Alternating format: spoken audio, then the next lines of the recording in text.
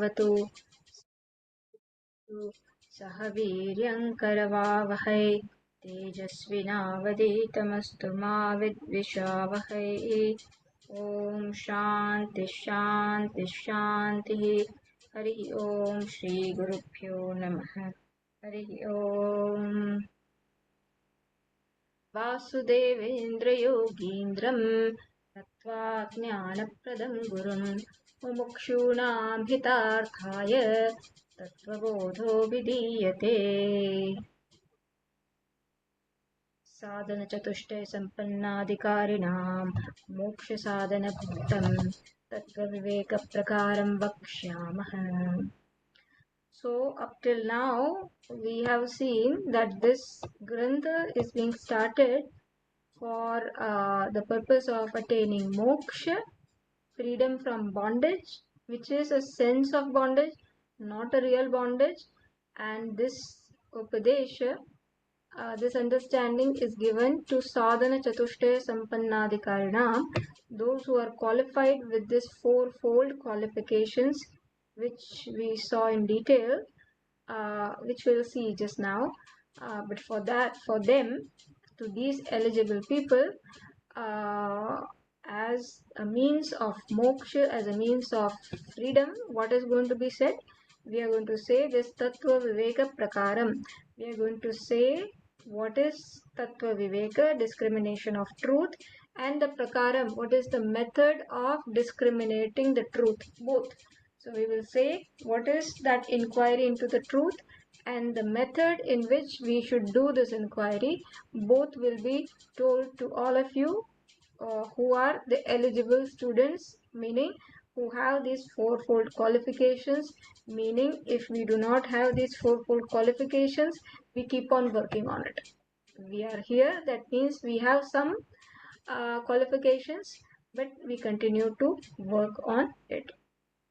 So then sadhana chatushtayam kim, what is this fourfold qualification? And that is listed as viveka, vairagya, samadhi, shatka sampatti, which is emotional maturity, and mumukshutvam. Viveka, our understanding of what is permanent and impermanent, that alone matures into vairagya, dispassion, the correct evaluation of how much weightage I should give to a particular thing or to a particular situation or to particular people in my life. I would have this understanding that nothing is permanent other than this one reality in life, and so I would not expect anything more from that thing or situation than that. Samadhi Shatka Sampatti is emotional maturity, which is needed even if you don't know, even if you don't want moksha, even for a person who wants worldly happiness, worldly pleasures. For even that person, Samadhi Shatka Sampatti, meaning a mastery over mind, a mastery over sense organs, so that we are not driven by the demands of the mind and sense organs, but our understanding, our discrimination dictates what it allows the mind and sense organs to do. So that is Samadhi Shatka Sampatti. And lastly, Mumukshutvam, this intense desire that I must have this freedom. I want this freedom from the sense of bondage, from the sense of helplessness, from the sense of becoming. This kind of intense desire is called mumukshutvam. So then we looked into quite a bit of detail of how vivek here is the vivek between what is permanent and what is impermanent, meaning what is nitya vastu, what is anitya vastu. Viragaha here is iha swarga bhogeshu ichha rahityam, the not having desire for bhoga, for pleasures, either here or hereafter in swarga, etc. Then Samadhi Shatka Sampadihika, so that was listed as Shamaha, Dama, Uparama, Titiksha. Shraddha and Samadhanam. Shama is mastery over mind, Dama is mastery over sense organs, Uparama is withdrawal of the sense organs or doing our own assigned duty in a particular setup, which requires us to give up this likes and dislikes, and which allows us to have that develop that equanimity of mind to develop that kind of non-reactive mind. And then titiksha, so to be able to bear pairs of opposite is called titiksha. Shraddha is that vishwasa pending discovery. So faith pending discovery is shraddha, that I haven't seen something, but I have shraddha that what this pramana, what I am told by, what is the pramana here?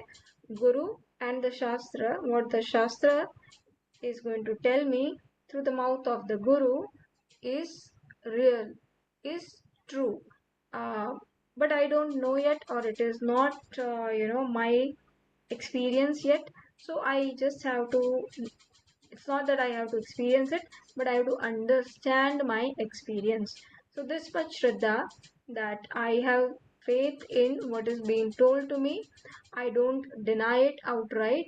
I park it aside and try to understand, try to chew over it until I fully understand it clearly. That is Shraddha. And then Samadhanam is the single pointedness. That's Samadhanam. So this we saw, and then mumukshutvam kim moksho me bhuyat iticha, that may I be liberated. This desire is called moksha. In this way, this fourfold qualifications, those who possess, they are ready for this tattva vivekaha. What is this tattva vivekaha? So tattva vivekaha kaha? Atma satyam tadanyat sarvam mithya iti. Atma alone is the truth. Atma alone is truth, and everything else is, other than that, is mithya. So what is Satyam? See, we have our own understanding of what Satyam is. So then, even though the Granthakara hasn't dwelt on what is Satya, so and Mithya, we have to understand.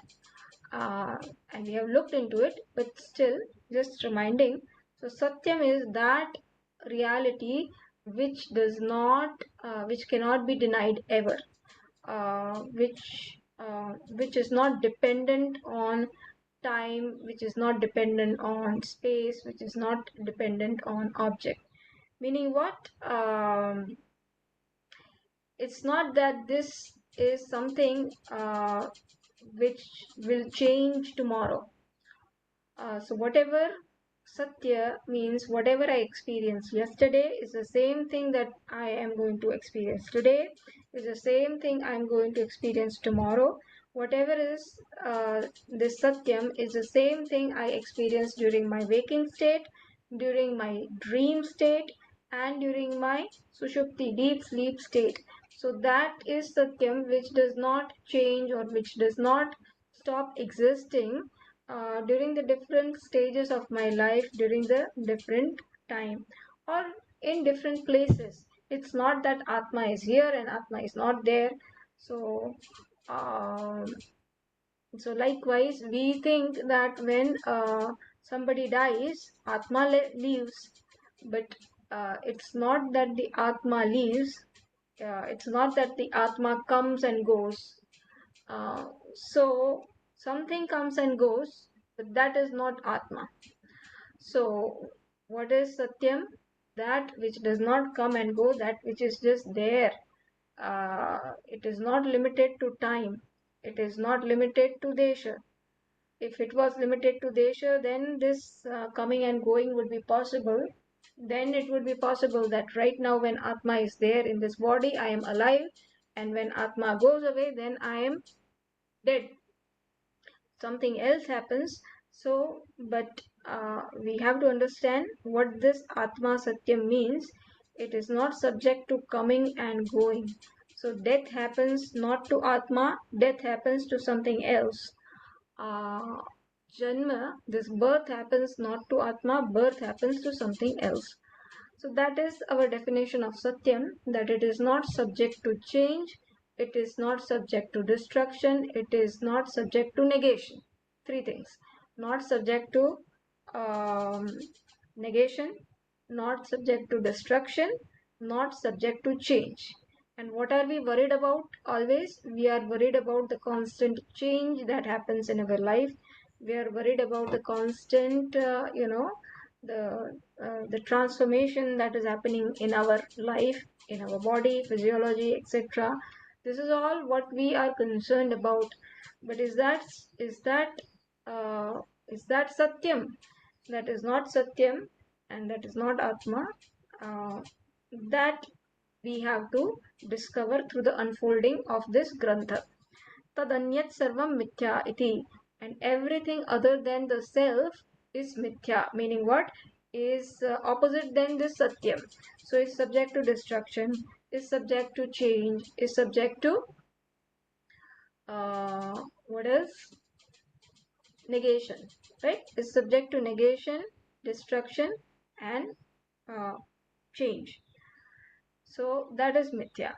So Satyam is self-existing. It does not rely on anything else for it to be. Like that fire, or like that, the diya.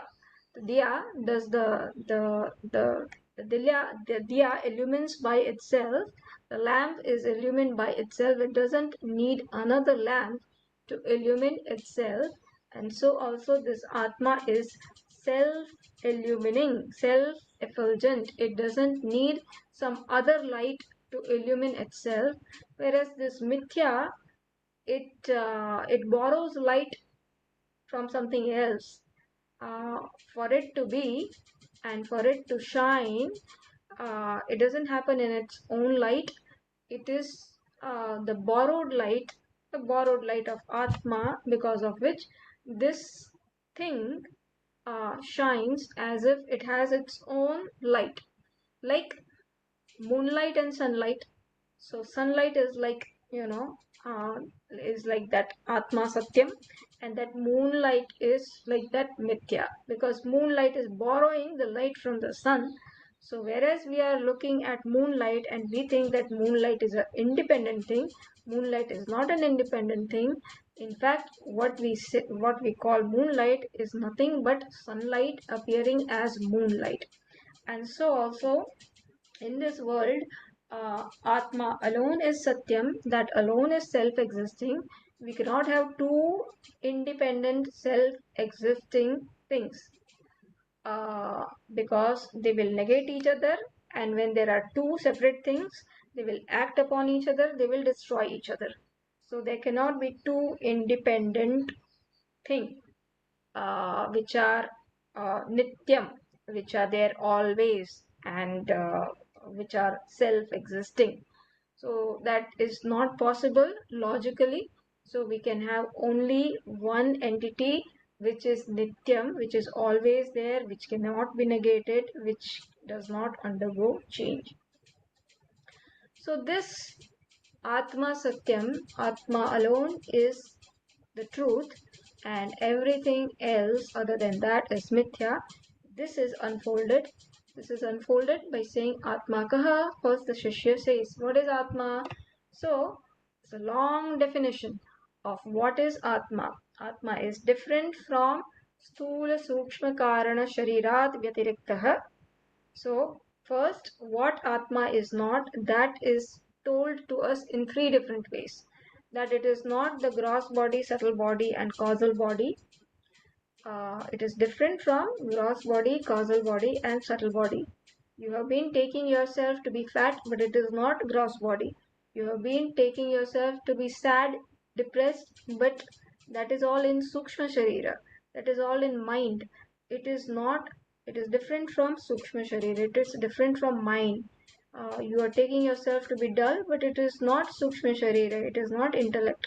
So it is different from this Sukshma Sharira. And Karan Sharira, I have this tendencies to react, but those tendencies to react, to become angry, to become intolerant is where in Karan Sharira. Uh, Karan Sharira, we will see, because of not knowing myself, I entertain different notions about myself which are not correct, and that that we will say the seed of which is ignorance, that is karana sharira. So what is atma? Atma is different from gross body, subtle body, and causal body. And in life I am tortured, tormented every minute. Because of what? Because of the changes, etc., in this gross body, subtle body. We are tormented by whatever happens at the level of our physical body, at the level of our mind, emotions, intellect, our ego. All this is what affects us. And here it is said what? That Atma, meaning your real self, is different from gross body, subtle body, causal body. So those worries, those anxieties are at a different level. So this is what the Grantha wants to tell. So in a way, everything that was Anatma, that has been told already. So whatever is left, that is Atma. But again, the Granthakar, the author, says the same thing, the same Anatma can be looked upon in a different way. So now he gives another way of looking at what is not self. Uh, in what is I, you are lumping two different things. In what is one thing, you are lumping two different things. What is I and what is non-I. So the author wants us to do this, he wants us to separate these two. So far I had been taking it as one, that I am sad. So now he wants to, separate that cognition of I am sad as no. In this cognition, in this thought that I am sad, there are two different things happening, and there is one I, that is really I, and then there is another I which is not actually I. So there is I and non-I, which I think are just I, if it is not too confusing. But so I have to separate it in this manner. The I and non-I, which I take it as I have to start seeing it as, no, okay, in this mixture, there is this part is I am in the I am sad part, the I am is I, and the sad part is non-I. So I should not lump it together. So this is what the author wants to teach us. I am, okay, we will go step by step. So the same thing will be presented in a different way. So this definition, Atma Kaha, is given in a capsule form first, that Stula Sukshma Karana Sharirat Vyatiriktah Panchakoshatitah San Avastatraya Sakshi. These three are what Atma is not, what is non-I, and so what is that non-I that you have to give up. In the two things that are lumped together, I and non-I, what is it that you have to give up is told to us in this three manner. Sthula Sukshma Karana Sharirat Vyatiriktah Panchakoshatitah San and Avastatraya Sakshi. So once you remove this non-I, what remains is what? I. That is your real I. What is that? Satchidananda Swarupa San. Yes, Tishtahati Sa Atma.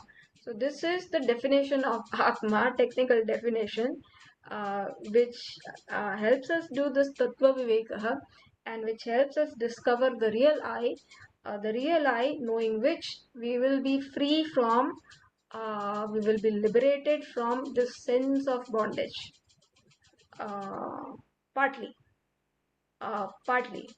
when we know ourselves partly, at least we are ready for owning up that freedom. So now the same non-I is looked upon in a different way. Panchakoshatitah. So then the same Stula Sukshma Karana Sharira will be told to us in a different manner, how there are five kosha. Annamaya kosha, which is equivalent to Stula Sharira. This gross body is here mentioned as Annamaya kosha. Uh, the kosha, or the sheath, uh, which is made up of anna, which is a modification of anna, which is a modification of food, that is called annamaya kosha. Why is it called kosh? It is called kosha because of identifying with this particular physical body, that identification as though becomes a cover, as though veils my true nature. So because it veils my true nature, that's why it is called kosher. So kosher is a word that is used for if you have a, I don't know, sword, uh, the covering for the sword, uh, that is in Sanskrit, that is called like a kosher. So kosher means covering. So just like that sword has a covering, and when that covering is there, you cannot see the sword. And yet what happens? Wherever you see that covering, you know that I see this covering, that means the sword must be here. So it becomes this the covering of the sword does two things. It covers the sword, but it also indicates that this must be the place where the sword is. And so also the each of our the layers with which we identify not only covers our true self. So on one hand, it covers our true self. It is because of this identification that I am not able to know myself as I am. And yet it becomes like that kosher, which reveals that this is where the sword must be. And so also each of this kosha layer, it as though indicates that this is where you have to look for Atma. So it does both the things. But important thing is what? You have to get rid of in our mind that no, this part, this kosha part, this outer layering is not the sword. So you have to have this viveka, discrimination, that I am seeing two things: the sword, the shape of the sword, and the covering of the sword. In that there is this outer covering which is not part of the sword. So I have to remove that covering, and then I will get the actual sword. And so also here, what kind of removing is required? Just this understanding that this I am not, I am sad. If that is a thought happening, then I have to understand the sad part, the sadness part is something that keeps on changing. It's not that I'm always sad. I become sometimes happy, I become sometimes sad, sometimes jealous, sometimes excited, sometimes uh, all the notions that you can think of. So that doesn't remain constant. What doesn't remain constant is not nityam. What is not nityam and is subject to change is not satyam, and that means it is not atma. That is something other than atma. That is something that is mithya. So panchakoshatitah san. In this way, Panchakoshatitah, first kosha is Annamaya kosha. The kosha, meaning the identification born out of taking the body as I, the body which is Annamaya, which is a modification of food. That is why it is called Annamaya kosha. And that Annamaya kosha is equivalent to Sthula Sharira. gross body. Now, now we have in line Panchakosha. So Annamaya Kosha, then we have Pranamaya Kosha, then Manomaya Kosha and Vijnanamaya Kosha. So what is this Pranamaya Kosha? So Pranamaya Kosha is prana, the physiological activities. The prana, because of which our physiological activities are happening. We are respiring, digestion is happening, we are getting hungry, we are getting thirsty, etc. etc. So whenever I say I am thirsty, I am hungry. So who is exactly hungry? Who is exactly thirsty? So that thirst and hunger happens at the level of prana. But what do I say? I am hungry. I am thirsty. So again, this viveka is needed. That hunger and thirst happens at the level of prana. I feel that I am hungry and thirsty because I have identified myself with this pranamaya, with pranamaya. So with this modification of prana is called uh, pranamaya kosha. So because of identification with prana, I feel I am hungry, and this notion that I am as much as this prana, I'm as limited as this prana, or the dharma of the prana, the attributes of the prana, namely thirst and hunger, belongs to me. So this identification, this false notion is what is covering my true nature.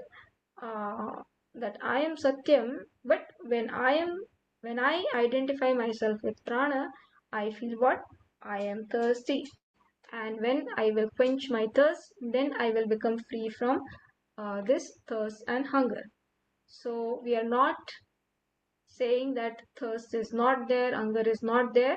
It is there, very much there, but it is at a different level. It is at the level of prana, which you are not.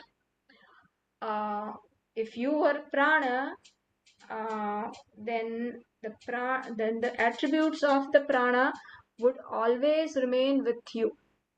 But it doesn't remain with you always. It doesn't remain with you in all the states. Like in deep sleep state, none of these are experienced by us, and so that concludes that what the dharma of prana are not my dharma. The attributes of prana is not my attribute. To be thirsty, to be hungry is not my attribute. If those were my attribute, then I would always remain hungry and thirsty. What is attribute? Attribute means swabhava. So like Agni, fire has this attribute of what? Heat and light. Now can fire ever become free from this attribute of heat and light? No, because heat and light is the swabhava. It is the very intrinsic nature of fire. And in the same manner, is hunger and thirst the intrinsic nature of self, Atma? I no. If it was so, then I would always remain hungry and thirsty no matter how much I drink water, how much I eat food. So that means hunger and thirst are not my nature. It is incidental. And why is it incidental? Because it is attribute of something else, namely prana. Uh, and prana itself is not, it is a changing entity, and so this dharma of prana will also keep on changing. So prana I am not, so I am not pranamaya kosha, annamaya kosha. Atitaha means I am other than that. I am other than the annamaya kosha, other than pranamaya kosha. So pranamaya kosha covers what? Physiological, um, our physiology. Then what? Uh, then Manomaya Kosha and Vijnanamaya Kosha. So Manomaya Kosha is the mind. When I'm identified with my emotions, that is called Manomaya Kosha. So some days I am sad, some days I am depressed, and some days I am excited. So why is it? because I am identifying myself with the emotions in the mind, and I take myself to be as good as my mind. And then what happens? I find myself that I am changing. I try to meditate, but I get distracted. Who gets distracted? It is the mind which is distracted. What do I feel? I am distracted. No, I am not distracted. I am the person who sees that the mind is distracted. So I am not the mind as well. Uh, but Manomaya Kosha is I, when I identify myself as much as the mind, then that notion, this notion is what is called Manomaya Kosha. So, right, this notion on my part that I am as good as this physical body, that notion is what we call kosha. So kosha is not something tangible thing. This all these koshas are the false notions that we entertain. So the false notion that I entertain, that I am 60 kgs and then I have to become 62 kgs, or I have to drop 5 more kgs. What is that? I take myself as good as this physical body, and then I do whatever is needed. So that is false notion, and this false notion is referred to here as Annamaya Kosha. This false notion that I'm as good as physical body keeps me away from understanding my real nature of what I am and what I am not. Same with Pranamaya Kosha, the false notion of taking myself to be as good as prana and then taking myself to be hungry and thirsty. What is Manomaya Kosha? The false notion of taking myself to be limited as the particular emotion of my mind, and judging myself and the world, everything based on that. Then comes Vijnanamaya Kosha. So, intellect. Uh, I am not able to work out on this project. I won't be able to finish till the deadline. I'm not able to think, my mind, my intellect is not as sharp as that person. So all these, you know, all these, all these judgments and conclusions that we make based on intellect, that becomes the Vijnanamaya Kosha. So together, Pranamaya Kosha, Manomaya Kosha, and Vijnanamaya Kosha together is equivalent to this Sukshma Sharira, subtle body. So we have Sukshma Sharira, Sthula Sharira equivalent to Annamaya Kosha, then Sukshma Sharira equivalent to three kosha, Pranamaya, Manomaya, and Vijnanamaya. Then we have Karana Sharira. So Karana Sharira is equivalent to what? Anandamaya Kosha. Now you would feel, what is this Anandamaya Kosha? This Anandamaya Kosha means having this notion that I am happy. Does what? Uh, it keeps you separate from your very nature of happiness. It gives you this illusion that I am the experiencer of happiness, and I am experiencing happiness. So this is also a notion which keeps you away from your very true nature, which is happiness. Happiness is not something that has to be acquired. You already are happiness. Sugar is already sweet. Sugar does not have to go and get sweetness from anything else. Sugar does not have to experience sweetness. So also happiness is our very nature. We do not have to go and experience it. But this notion that I am experiencing happiness in samadhi, or whenever, right? Like when I'm eating ice cream and I get happiness, or when I hear a joke and I get happiness. So I feel what? I experienced happiness. So that notion that I experienced happiness, uh, what does it do? The happiness comes and goes, it vanishes, and then I'm on a hunt for another experience. So I always remain experiencer, and I always keep on looking for an experience to give me happiness, and that keeps me away from I, who really am the very nature of happiness. It is like the fire hunting for heat and light. Fire does not have to experience heat and light. Heat and light, the fire, that is the very nature of fire. So in that manner, this notion that I am the experiencer and I have to experience something, I have to experience happiness. This also, although it is a very subtle kind of, uh, usually the Anandamaya Kosha is compared to our deep sleep state, where we are just one with our nature, and it is also compared with the Samadhi. So people who do meditation and the ultimate this experience that they have is, okay, I am experiencing this ultimate joy. So that is also compared to samadhi. So it is very subtle, and it is really it is uh, not something that we should be censuring, but uh, what the author wants to tell, what the shastra wants to tell, that that is not the ultimate you. So you are not ultimately even the experiencer of happiness. You are that very happiness. So we have to jump even that. Like that is a very high state if we reach a samadhi or anandamaya kosha. But we have to jump even that notion of I am the experiencer of happiness. So that is compared with Karan Sharir, right? So same concept, but it is the author is telling us in a different way, in a different perspective, so that we get a wider angle, right?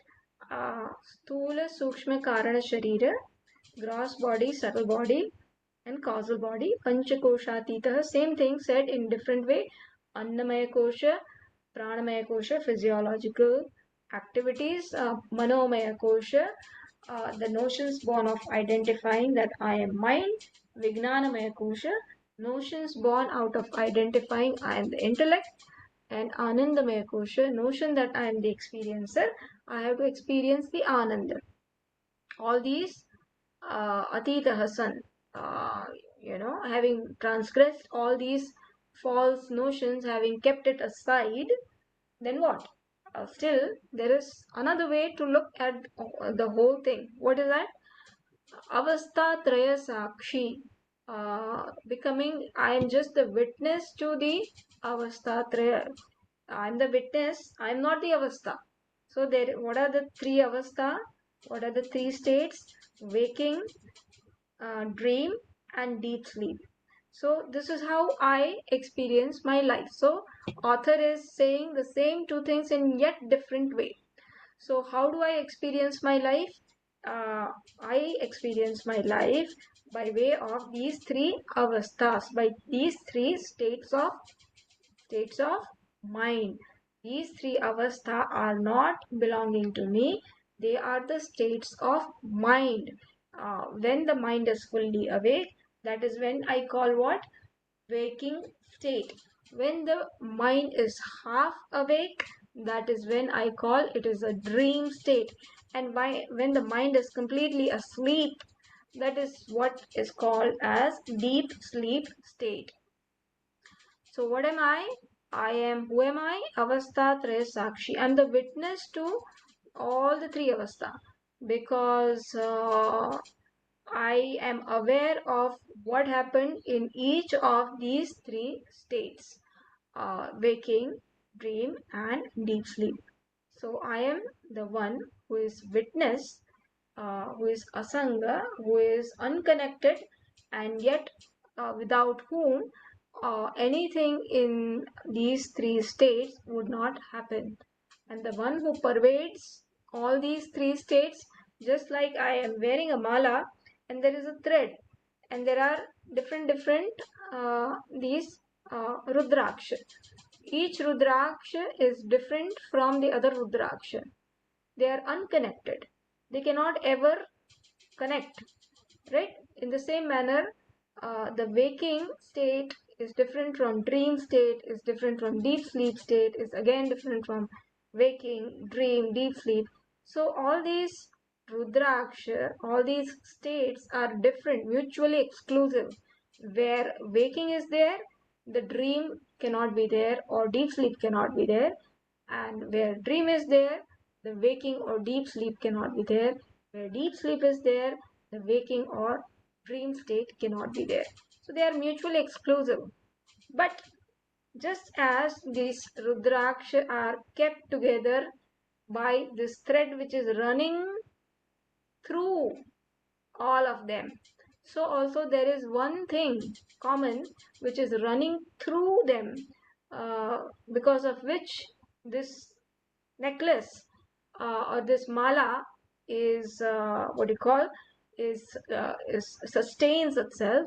So also there is something, there is this sakshi, there is this atma which runs through all the states, because of which uh, we become aware of each of this state. So that is atma. But important is what? Atma is sakshi, atma is not that. Important is atma is witness to all that. If I am the witness, uh, meaning what? This avastha is what I am witnessing. So the avastha is what is witnessed. I am the witness and I am witnessing something else. What is it? Avasthatraya, these three states of mind. So what is witnessed is always different from who is witnessing, right?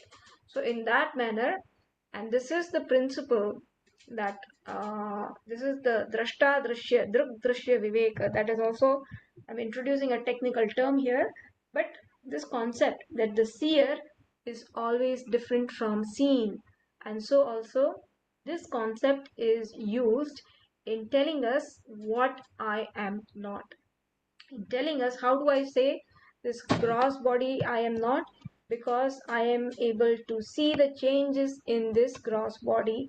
And so the seer who, who sees, who experiences all these changes has to be different from this change, has to be different from the seen. And so everything, this pranamaya kosha, this subtle body, all of this comes in the category of seen, experienced.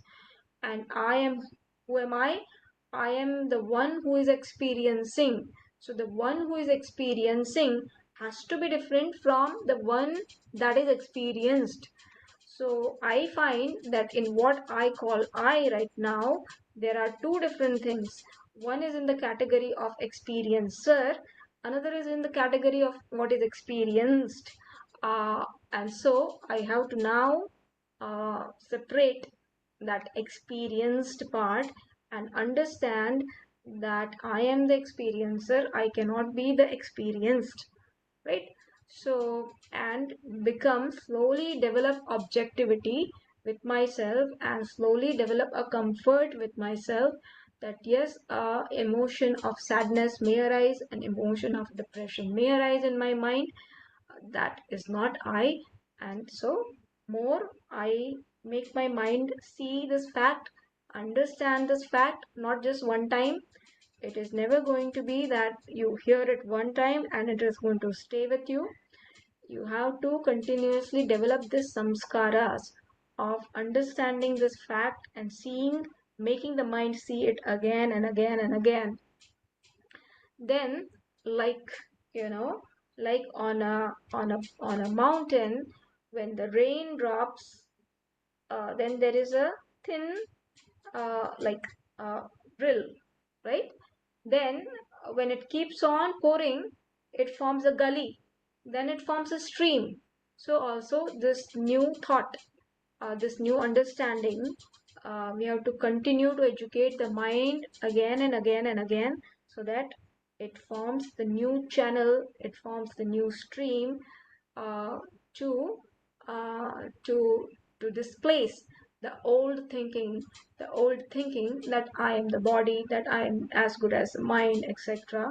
So to displace that thought, this thing, this making the mind understand and see the fact, the understand the vision of the shastra, to make it see it again and again and again. That is very important. And so we have to keep doing it until we have this conviction, no, I am not as good as this gross body, subtle body, and this causal body. I am not. Panchakosha, Annamaya, Pranamaya, Manomaya, Vijnanamaya, Anandamaya. I am not. The Avastatraya, the waking, dream state, and deep sleep does not belong to me. I am the witness to all this. I am not them. They are in the category of witnessed. I am the one who is witnessing. And the one who is witnessing has always or is always different from that which is witnessed. Then who am I? So then the question arises, okay, this I am not, then who am I? Who will remain? So then what remains is the pure I. And then, and so the author also guides us that what is that, what is that I that is remaining? Sat, Chit, Anand. That is Sat, that is Chit, that is Anand. What is Sat? They will say, but Sat, existence, that is of the nature of existence, which cannot not be. Existence, it is the existence. So it is not that it ever stops existing. Okay, my tools. If I have a pot in my hand, it is not going to remain existing forever. The pot will drop someday. But the clay in it, what about that? The clay is more existing than the pot. Now, someday even the clay will degrade, but that which is made up of this clay, sorry, but that uh, which is the cause of clay, that still pervades or that still remains. So we find that the cause is uh, more sustaining than the effect, or the cause is prevalent for more duration than the effect. So what is this Sat? Sat, just a minute.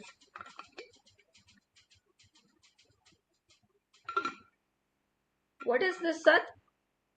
Sat is this existence which never stops not existing. Sat is this existence which is always there, which is never not there. That is what we call Sat. It is Nityam. It is always there. So who are you? You are Sat. You are always there. So death does not happen to you. Birth also doesn't happen to you. The transformation, etc., doesn't happen to you. That happens to something else, to the Sukshma Sharira, Sthula Sharira, gross body. It doesn't happen to you. But what is your nature? Sat. Existence is your nature. You are striving to be, right? If somebody is on deathbed, the person wants to live one more day. The person wants to exist one more day. And what are we told? This I, your nature is, existence is your nature. So you don't even have a potential to not be. So that is your nature. Then second is Chit, knowledge. Your nature is of knowledge is your very nature. So we will expand on that as we go on. This is supposed to be a capsule form, but still I am trying to give you a more thorough understanding of the whole thing. And then as we move forward, we will dwell on it a little bit more.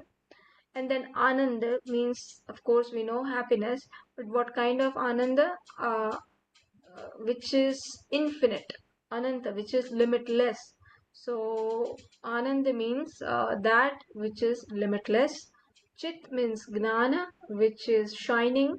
The cognition. How do I know that I'm talking? How do you know because that you are listening? How do you know that you are understanding? That is by this chit element, prakashayati, right? You something illumines, because of which you are able to know. That element is called chit, knowledge. And ananda, this happiness, where you get the feeling of completeness, fullness, that is called ananda. So Satchit Ananda Swarupa Sun. So what is my nature? My nature is Sat, Chit and Ananda. Existence, knowledge, and this fullness. When do I experience fullness? Do I ever experience fullness? uh, every day or every night, in deep sleep, do I experience this fullness? When I wake up from sleep, do I feel that yes, I had nice sleep and I'm refreshed? And actually, when I have to go to sleep the other day, the next day, do I look forward to that? Yes, okay, now I can give up all my veshas, all my costumes, all my worries, anxieties. I can, keep it aside for next 8 hours or 6 hours, however much of sleep you're going to are designed to. And then you just are there. You just be. So this Satchidananda is what, uh, just uh, you have to enjoy your being. You are of the nature of what? Being, not becoming. Being. So slowly I have to uh, enjoy just being myself without becoming something. All the time I'm trying to become something. All the time, in all the change that I'm trying to do through my mind, through my intellect, through my any of the this physical, uh, any physical layer or mental layer, I am trying to become. But what if I stop becoming? Am I comfortable with myself? Am I able to face myself? So slowly, this Tattva Viveka helps us to create a healthy relationship with myself, and it helps me to just be with myself, and not just be with myself, to actually enjoy being with myself. Um, this is what Tattva Viveka will help us do. The first thing we have to do is what? To develop a healthy relationship with myself, to be okay with myself, to not have a feeling of helplessness, frustration, and to just enjoy that Ananda Swarupa that I am, that fullness that I am. When do I enjoy this fullness? Deep sleep state. If I crack a joke right now, which I'm not very good at, but if I crack a joke, what will happen? You are going to start laughing. So imagine some joke, because I'm very poor on, telling a joke. So imagine yourself, some one some friend of yours is telling you a joke, and what happens? You just burst into laughter. What happens when you burst into laughter? For a split second, I have to make you do this. Then only this, I'm explaining all the theory, but practically you have to do this. And I'm sorry that I don't know any jokes. Um, I can tell one, Swaminiji. yeah. Yeah. Yes. It's- Yes. Go ahead. This is the one we use in clinic all the time with the children. I said it Okay. before here. Why didn't the skeleton cross the road? Why did not the skeleton cross the road? It didn't have life. Yeah, it had no guts. It had no guts. It didn't have guts. It Yeah. had no guts. So, okay. So Sajni said a joke. Hopefully, we all laughed. Uh, what happened when we laughed? At the moment when we laughed, what happens? For a split second, this identification, I'm always aware that who am I? I'm Swamini Bhadrapriya, I am Sajni, I am Kushal. We always hold this identification pretty close to myself, just as a, as a, what is it, as an armor. I hold on to it and I do not feel secure to give it up. And when I hear this joke, for a split second, all this identification drops even without my knowledge. And I become one with just myself. That Sat Chit Ananda Swarupa, I become one with that. And that is why I like laughing. I drop all uh, these costumes, which I am not actually. Uh, and so, Ananda Swarupa, I experience the fullness, right? Otherwise, when I hold on to this identification, I am constantly trying to become something else. Why? Because I constantly find myself to be limited or not as good as my expectation of myself, or not as good as my friend, either comparing myself with somebody else or comparing myself with my own expectations. So, when I'm identified with all these different layers, at that time I'm constantly struggling with myself. But when I hear a joke, for a split second, I become free from identification with the gross body, with the mind, with the intellect, with the ego. Everything is dropped without my knowledge. And because it is dropped, that means that is not my nature. Because I drop it in deep sleep, and because I'm able to drop every time I laugh, because I'm able to drop it every time my wish, my desire gets fulfilled, and for a split second everything is dropped, depending on how intense my desire is, that means that that is not my nature. It is something that I have, I'm holding on to, and it is also something that can be given up. Two things: something that I'm holding on to, and because I've seen it, that I give it up every day, many times. So it is something that can be given up. And I also try to make myself understand what happens when I give it up. Then I experience this sense of fullness, the sense of joy, the sense of composure, peace, etc. Which is what? And that is what is my true nature. That is what Atma is. So this, the Grantha author wants to tell, and that we will keep on dwelling. I know, so I spent a lot of time today on giving the capsule form of understanding of this Atma. I know we had seen this, what is Sthula Sharira Panchikruta Panchamahabhutehi. So the technical definition of each of this term we will be seeing. But I thought that today I will just dwell on that capsule form definition. So we will look into details, but every time we have to come back on what is that capsule form understanding. So one thing that you have to remember each of these. This is like a bread and butter.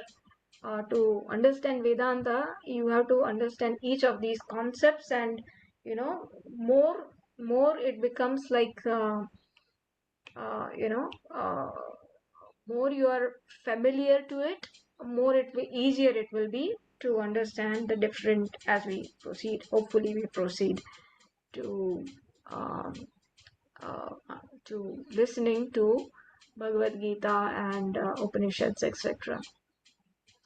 So this is the concept, and I think we will stop here. uh, we have looked into Sthula Shariram technical definition, uh, and we were supposed to start with Sukshma Sharira, but again we will do it next time. I am satisfied that we have looked into the entire definition right now today, and we dwelled on that. So you can through the week you can dwell on it. What is Tattva Vivekaha, Atma Satyam, Tadanyat Sarvam Mithya iti. You can dwell on this word Satyam, Mithya, and see where you have any confusion, etc., where it does not jive with the practical life, etc. So with that, I will do the prayers. ॐ पूर्णमदः पूर्णमिदं पूर्णात् पूर्णमुदच्यते पूर्णस्य पूर्णमादाय पूर्णमेवावशिष्यते ॐ शान्तिः शान्तिः शान्तिः हरिः ॐ श्रीगुरुभ्यो नमः हरिः ॐ हरि ओम् Pranam. Pranam.